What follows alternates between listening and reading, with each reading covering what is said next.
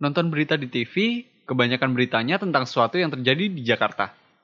Pas ngakses sosial media, timeline dipenuhi link berita dari Jakarta. Buka Messenger, bukannya chat penting, malah dapat broadcast tentang sesuatu yang lagi happening di Jakarta. Saking bosennya, mungkin kalian pernah bertanya-tanya, kenapa sih informasi yang beredar di media didominasi oleh informasi yang asalnya dari Jakarta? Bahkan ada juga yang ngeluh, berita kok isinya cuma sesuatu yang ada di Jakarta. Memangnya Indonesia ini cuma Jakarta doang?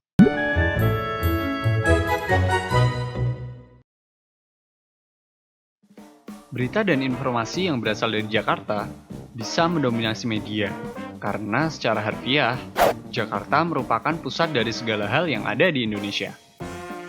Seperti kita ketahui, Jakarta merupakan pusat pemerintahan, pusat aktivitas politik, pusat perekonomian, dan juga berperan sebagai salah satu hub transportasi utama di Indonesia. Jakarta merupakan pusat dari perekonomian Indonesia, di mana 70% perputaran uang di Indonesia terjadi di Jakarta. Hampir semua perusahaan besar di Indonesia memiliki kantor besar di Jakarta.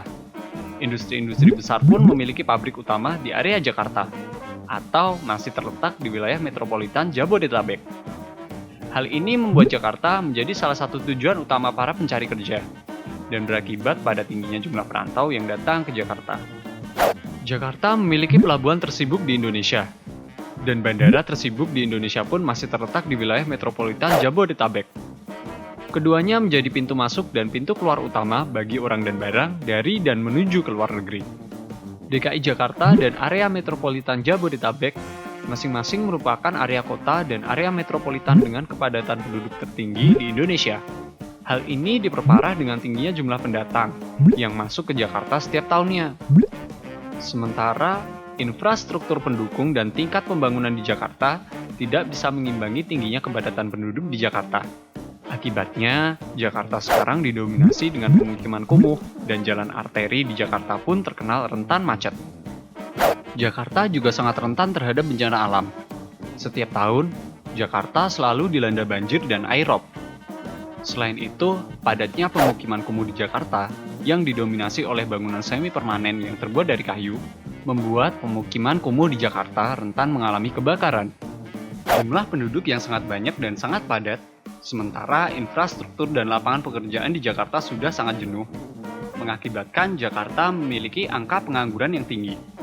Dan secara tidak langsung, jumlah pengangguran ini akan berdampak pada tingginya angka kriminalitas dan kejahatan, terutama kejahatan kerah biru.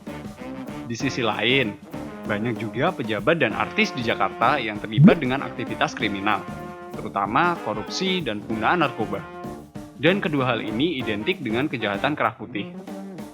Dan kedua macam kejahatan inilah yang sering mewarnai informasi yang datang dari Jakarta.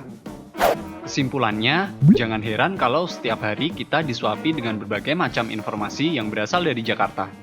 Karena secara teknis, Jakarta merupakan pusat dari berbagai hal di Indonesia.